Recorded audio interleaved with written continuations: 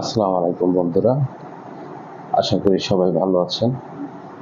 যে বিষয়টা নিয়ে কথা বলতে চাচ্ছি, আপনারা জানেন যে শ্রম বাজারে একটি বড় দেশ মালয়েশিয়া, এবং এই মালয়েশিয়া ইতিমধ্যে তারা ঘোষণা দিয়েছে যে তারা আর শ্রমিক নেবে না।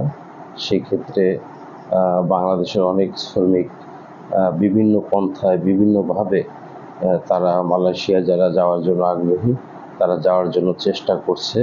এবং ইতিমধ্যে আমরা যেটা গণমাধ্যমে জানতে পেরেছি, যেমন কালবেলা পত্রিকায় আজকে যেটা নিউজ আসছে, তাড়াহুড়া করে মালয়েশিয়া যাওয়ায় বাংলাদেশিরা প্রতারণার ফাঁদে।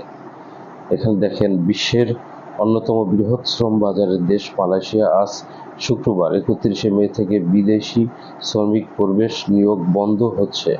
ফলে শনিবার 1 জুন থেকে আর কোনো শ্রমিক মালয়েশিয়া প্রবেশ করতে পারবে না। তাই অগত মুহূর্তে শেষ সুযোগ হিসেবে দেশটিতে বিপুল পরিমাণে শ্রমিক নিয়ে গেছে নিয়োগকারী প্রতিষ্ঠানগুলো।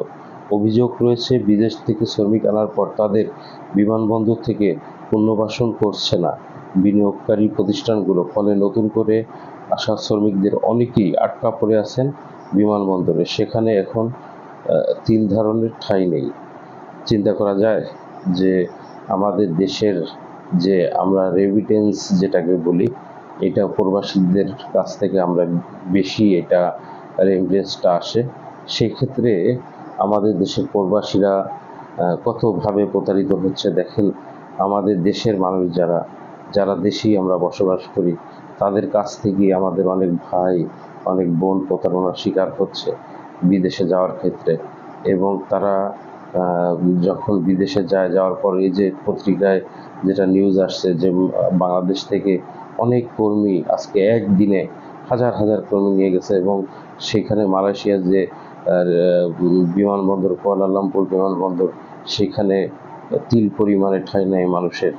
এই বাঙালিদের বিভিন্ন পন্থায় বিভিন্ন মাধ্যমে তারা গেছে এবং তারা ওইখানে যাওয়ার পর প্রতারণার শিকার হয়েছে। অনেকে আছে যে বিদেশ যাওয়ার জন্য সর্বোচ্চ ত্যাগ করে জমি জমা বিক্রি করে বিদেশ যায়, এবং এই ভাই এবং আপাদের যে যারা প্রতারণার মাধ্যমে তাদেরকে বিদেশে নিয়ে বিপদের মুখে ঠেলে দিচ্ছেন, তাদের কাছে একটা অনুরোধ থাকবে, অন্তপক্ষে আপনি চিন্তা করেন যে ভাইটা বিদেশে যাচ্ছে, ওই ভাইটা তো আপনারও আপন ভাই হতে পারত, বা আপনার পরিবারের একজন সদস্য হতে পারত। তাহলে আপনার পরিবারের একজন সদস্য যদি প্রতারণার শিকার হয়, তারপর ওই দেশে যাওয়ার পর অমানবিক জীবনযাপন করে, সেটা হয়তো বা আপনার জন্য শুভকর ছিল না বা শুভকর হতো না। এই জন্য ভাই, যারা এই ধরনের বিদেশে যাওয়ার জন্য বিভিন্ন এজেন্সি আছে, এই এজেন্সিকে অনুরোধ করব, অন্তপক্ষে যারা প্রবাসে যেতে চায়, তারা তো একটা কর্মের জন্য যেতে চায়, তাদের সাথে প্রতারণা করবেন না।